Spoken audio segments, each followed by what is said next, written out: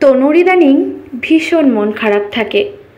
বিষয়টা বুঝতে পেরে তনুর বাবা জিজ্ঞেস করল, আমার মিষ্টি মা, তোমার মন খারাপ?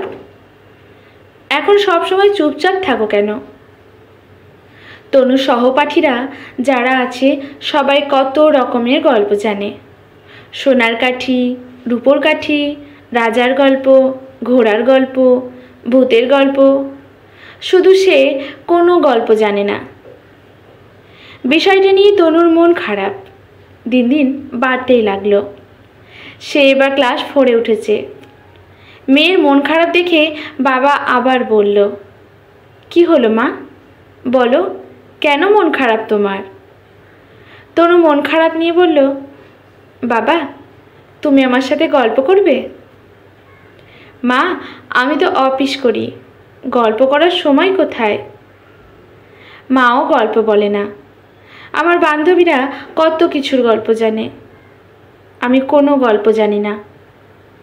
আচ্ছা, আজ আসার সময় তোমার জন্য অনেকগুলো গল্পের বই কিনে আনবো, ঠিক আছে? না, ওসব গল্প আমার ভালো লাগে না। তনুর গল্প শুনতে চাওয়ার ইচ্ছে থেকেই তনুর বাবা পুরনো দিনের কথা মনে পড়ল।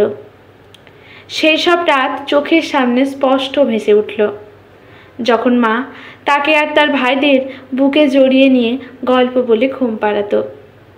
তনুর বাবা বৃদ্ধাশ্রম থেকে তার বৃদ্ধা মাকে বাড়িতে আনালেন, তনুর একমাত্র গল্পকথার সঙ্গী। তিনি সারাদিন খুব আগ্রহ এবং ভালোবাসা নিয়ে তনুকে গল্প শোনান। রাজার গল্প, শেয়ালের গল্প, কচ্ছপের গল্প, আরও কত কী।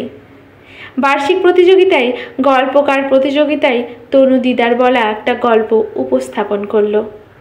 সেটা স্কুলের সেরা গল্প হিসেবে নির্বাচিত হলো।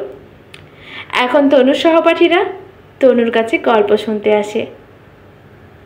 আজকের গল্পটি এখানেই সমাপ্ত। ভালো লাগলে লাইক, শেয়ার, কমেন্ট করে পাশে থাকবেন। ধন্যবাদ।